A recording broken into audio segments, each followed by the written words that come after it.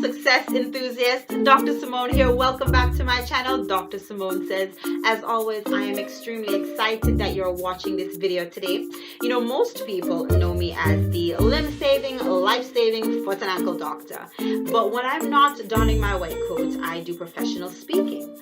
So I also do life coaching, and I focus on personal as well as professional development. And most of the times, those two overlap, right? Very rarely can you truly have personal development without some form of professional development that follows. So they're very important concepts in all areas of our lives. But one of the areas where personal development as well as professional development cross or commingle is integrity. Now, the actual definition of integrity as to adhere to morals and codes and ethics and basically have sound moral mindset. And while I do respect that definition, in my opinion, I believe you have to take it a step further. See, integrity, in my opinion, is formed behind closed doors. It is who you are and what you do when no one else is watching. When it's just you and your conscience, it's the actions that you take, the thoughts that you have. It's the choices to do the right thing when you can do the wrong thing. At a very early age, I realized how important integrity is as it relates to our reputation.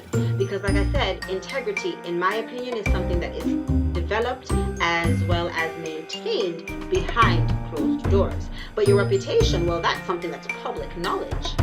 And of course, you know, I tell people, look, if you meet me or you know me and you legitimately don't like me because of really who I am, I'm forthright, I'm talkative, you know, I'm goofy at times, and you really don't like me for that reason, I can get over that. But it does bother me if you don't like me for something that's a lie, or if you have a misconception about who I am. So for me, reputation is extremely important. And like I said, I learned how important having a good reputation and thus having integrity is at a young age. So when I was in elementary school in Ohio, so this is before I moved to Jamaica, I had a classmate who accused me of stealing her dime. Yes. She accused me of stealing 10 cents. So not only was I totally disgusted at the fact that you would think I would steal a dime, but you also told everyone, including the teacher, that I had stolen your dime. Now, I was furious. I was angry. I said, look, chick, you probably dropped it on the way to or from lunch. I did not take your 10 cents. Anyway, she told the teacher, and the teacher quickly dismissed it. He said, that's not her. She didn't do it. You more than likely dropped it on the way to lunch or back from lunch, whatever, and that was that. He ended it. There was no further discussion. There was no deep investigation.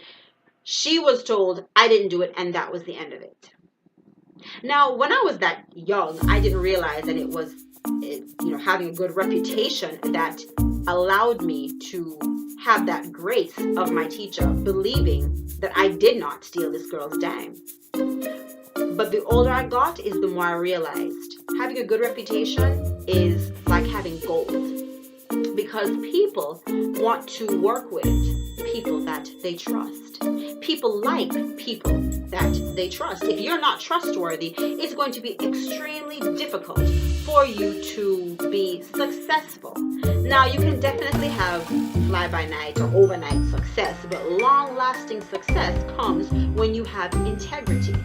My husband, his father, used to always tell him,